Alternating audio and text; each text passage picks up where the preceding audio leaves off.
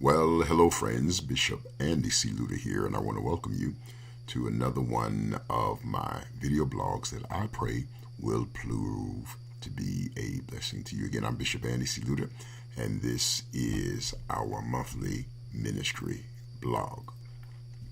Well, let's begin here, and I am putting together this particular presentation for the Queen's Ministry in New York City, as well as the Hollywood Full Gospel Baptist Church, my leadership group, which is called Luter Champions.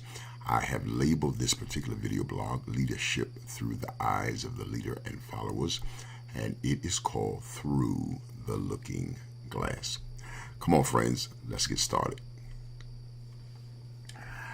Let me share with you the purpose of this lesson, which is to lead the class into an in-depth discussion on effective leadership in the context of the local church.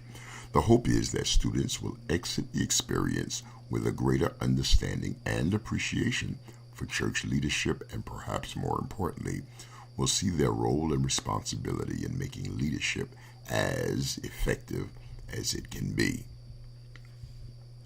So, here is the question. What can you do because of this class? Now, friends, as a result of your presence and participation in this class, my hope is that students will be able to do the following items. Number one, explain with greater detail a definition of church leadership.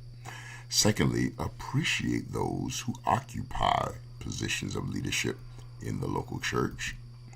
And then, of course, examine critically their role and responsibility as a follower in the local church.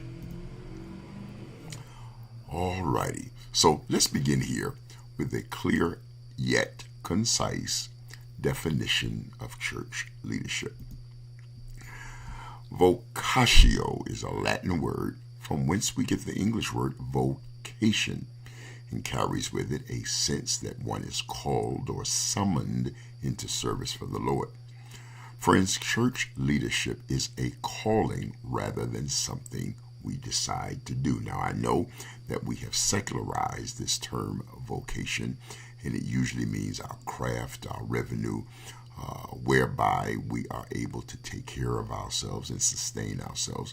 But in its original context, it literally meant to be summoned by God into service with talents that He, God, has given to us.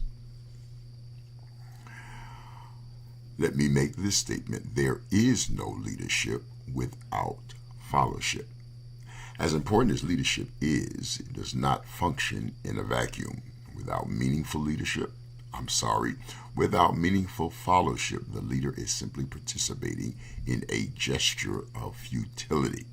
Effective church leadership is a partnership of the pulpit and the pew, or the leader and those that the leader is providing leadership to. I don't want you to think of church leadership as only having to do with the preacher, but it has to do with the various tiers of leadership that we find in the local church. Friends, let's understand that we're reaching for a common goal. One of the great enemies of the church work is the attitude and the practice of competition. The church suffers when leaders and followers feel that they're competing with each other or against one another. It must always be remembered that leaders and followers are on the same team working for a common goal. When the victory is won, both leader and follower share in the victory. I oftentimes use as an illustration or an example that when the football team that wins the Super Bowl is awarded their Super Bowl rings, it is not given just to the quarterback or just to the individuals who scored points. It is given to the entire offensive team, and it is also given to the defensive team.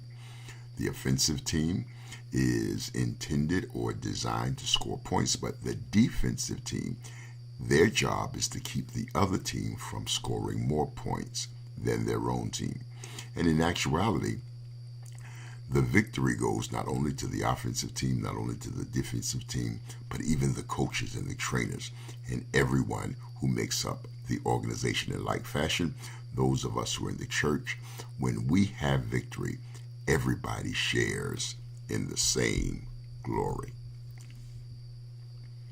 So, what then is our mission? We are a ministry guided by love. In the end, we're called upon to make sure that our actions and behavior is always a reflection of love and not human emotions. If God is love, then those who are called by his name must represent the same. Well, friends, that takes up just about all of my time, and I certainly want to thank you for yours. Please tune in to one of our future video blogs where we will be tackling another topic as well. Again, I'm Bishop Andy C. Luter reminding you that God loves you, we love you, and we look forward to seeing you real soon.